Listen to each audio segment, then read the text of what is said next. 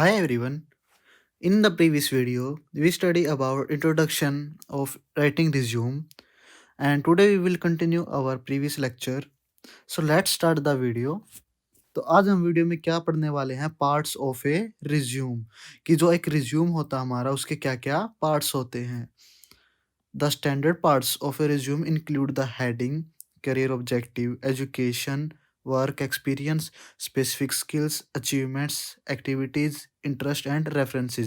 तो जो हमारा एक रिज्यूम है उसके स्टैंडर्ड पार्ट्स क्या-क्या होते हैं? उसके अंदर एक हेडिंग होती है, करियर ऑब्जेक्टिव होता है, हम उसके अंदर एजुकेशन को ऐड करते हैं, वर्क एक्सपीरियंस और हमारे स्किल्स, अचीवमेंट्स, एक्टिविटीज़ और इंटरेस्टीज़ जो हमारे होते हैं उनको क्या करते हैं रिज्यूम के अंदर ऐड करते हैं। So now let's see all standard parts one by one. So our first part is heading. The heading of a resume includes contact information which contains the applicant name, full postal address with PIN code, telephone number with area code, fax number and email address। तो जो हमारा एक resume होता है उसकी heading में हमें क्या इंक्लूड करना है? सबसे पहले जो कि हमारा एप्लीकेंट है, जो जैसे कि हम किसी भी कंपनी में जॉब के लिए अप्लाई कर रहे हैं, तो उस रिज्यूम के अंदर हमारी कॉन्टैक्ट इन्फॉर्मेशन होनी चाहिए। जैसे कि हमारा एड्रेस और हमारा टेलीफ़ोन नंबर और हमारा फैक्स या फिर email. So the next part is career objective. So career objective is a special part in resume. It is the most important part in any resume. So what does that mean? जो हमारे career objective होता है वो किसी भी एक resume का एक स्पेशल पार्ट होता है। क्यों? It occurs just about the main experience and education part. तो जो हमारा करियर ऑब्जेक्टिव है इसको हम कहाँ पर ऐड करते हैं? मेन एक्सपीरियंस और एजुकेशन पार्ट से ऊपर। If responding to an advertising job position, the resume should include the applicant's career objective, which should be tailored to the position he or she is seeking. What does that mean? अगर हम कोई भी newspaper या फिर कहीं पर भी किसी जॉब के लिए क्या की गई है, कोई भी एडवर्टाइजमेंट दी गई है और हम उसके लिए अप्लाई कर रहे हैं, तो हमें हमेशा क्या करना चाहिए? करियर ऑब्जेक्टिव ऐड करना चाहिए। It should be a specific one sentence focus statement expressing his career goal in relation to target position। तो जो हमारा करियर ऑब्जेक्टिव होता है ये क्या है? सिर्फ वन सेंटेंस स्टेटमेंट है, जो किसके ऊपर फोकस करती है? जिस पोजीशन के लिए हम क्या करें अप्लाई कर रहे हैं और ये हमारा उस जॉब के लिए क्या दिखाती है? मोटिवेशन और इंटरेस्ट दिखाती है। ये कौन? ये एक line, one sentence focus statement जिसको हम क्या बोलते हैं? Career objective. So our next part is professional summary. Some resumes may include a professional summary in place of career objective। तो हमने देखा था कि जब भी हम क्या करते हैं किसी ऐसी जॉब के लिए अप्लाई करते हैं जिसमें हमें क्या दी गई हो पहले से एडवर्टाइजमेंट दी गई हो किसी एक जॉब के लिए, तो उसमें हम करियर ऑब्जेक्टिव का ऐड करते हैं। लेकिन अगर हमें वो एडवर्टाइजमेंट नहीं दी गई है तो हम उसके अंदर क्या ऐड करते हैं? हमारी प्रोफेशनल समरी को ऐड करते हैं। It is one sentence statement listing the applicant most important qualification, his or her essential skills। तो जो हमारी एक प्रोफेशनल समरी होती है, ये क्या होती है? किसी भी एक एप्लीकेंट की क्वालिफिकेशंस के बारे में और हमें उसकी स्किल्स के बारे में इंफॉर्मेशन प्रोवाइड करती है। This part should be included in the resume if the applicant wishes to highlight the relevance of his or her qualification and key work experience to the position he is applying। तो जो हमारा एक professional summary होती है, ये क्या करती है? किसी भी एक जॉब के लिए उसकी क्वालिफिकेशंस, उसके स्किल्स को क्या करती है? हाइलाइट करती है कि वो उसके लिए कितना परफेक्ट है उस जॉब के लिए जो हमारा कैंडिडेट है। So our next part is education.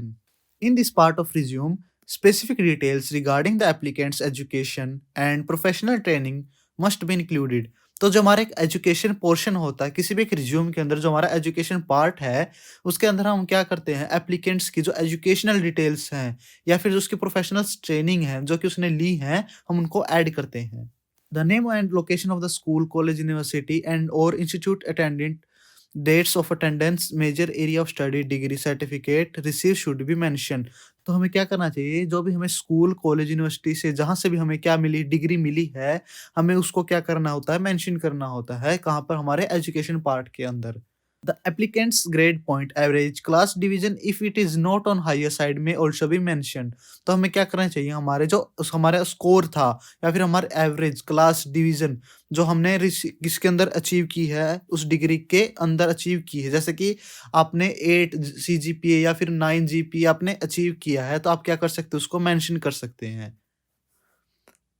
Relevant training programs, special courses, seminars, and workshops that applicant might have completed, attended, or conducted should be included.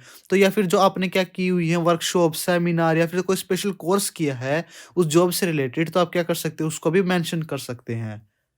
Reverse chronological order is used to list education information that is starting from the most recent education information। तो जो हम जब भी क्या करते हैं education को mention करते हैं तो हमें किस ऑर्डर को फॉलो करना चाहिए?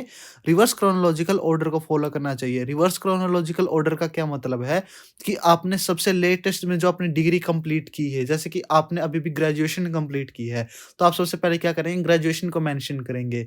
ग्रेजुएशन के बाद आप अपनी हाई स्कूल की जो डिग्री है उसको मेंशन करेंगे। यानी कि जो आपने सबसे पहले डिग्री कंप्लीट किया आप सबसे ऊपर उसको मेंशन करेंगे और जो आपने उससे बाद में की थी उसको आप बाद में मेंशन करेंगे।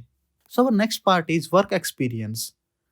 This part of the resume should provide a brief and specific overview of the applicant's work and professional experience. As prior work experience is a vital part of any hiring decision, the applicant must draft this part of resume very carefully. तो जो work experience होता है, जो हमारा ये part है किसी भी रिज्यूम के अंदर बहुत बहुत बहुत ज़्यादा मोस्ट इंपॉर्टेंट पार्ट होता है। क्यों? क्योंकि आप जब किसी एक कंपनी के अंदर अप्लाई कर रहे हैं और आप उनको ये बता रहे हैं कि आपको उस फील्ड के अंदर पहले से एक्सपीरियंस है, आपको कितना एक्सपीरियंस है, वो चीज़ बहुत ज़्यादा मैटर करती है। If he or she has impressive work experience relevant to the position he or she is seeking, it makes more sense to mention it before providing the educational information। और अगर आपके पास उस फील्ड के अंदर काफ़ी impressive जो work experience है, तो आप क्या कर सकते हैं अपनी एजुकेशनल इन्फॉर्मेशन से पहले वर्क एक्सपीरियंस को मेंशन कर सकते हैं। Work experience should be given in reverse chronological order. ये सेम चीज़ कि आपको क्या करना अपना वर्क एक्सपीरियंस भी रिवर्स क्रोनोलॉजिकल ऑर्डर के अंदर मेंशन करना कि आपने सबसे लास्ट में जॉब कहाँ पर की थी, अब सबसे लेटेस्ट जॉब। यानी कि मान के चलिए आप अब जिस कंपनी में अप्लाई कर रहे हैं, आपने 2 महीने पहले कहीं से और से रिज़ाइन किया, तो आप उस कंपनी को मेंशन कीजिए सबसे पहले कि मैंने इस कंपनी के अंदर वर्क किया है और उससे पहले जो आपने कंपनी में वर्क किया था, आप उसके बाद उसको मेंशन कर सकते हैं। और उसके बाद हमारा नेक्स्ट पार्ट है या जिसको आप लास्ट पार्ट बोल सकते हैं, वो हमारा special skills, abilities and aptitude and achievements, accomplishment, honour. आप इन दोनों को क्या कर सकते हैं एक ही के अंदर इंक्लूड कर सकते हैं कि आपके पास जैसे scholarship, fellowship, awards, distinctions, commendation, certificates, अगर आपके पास ऐसी कुछ चीज़ें हैं तो आप क्या कर सकते हैं अपने रिज्यूम के अंदर उसको मेंशन कर सकते हैं। So I hope you understand today's lecture, and if you like the lecture, please like, share and subscribe to our channel. So I will see you in next lecture. Thank you and have a nice day.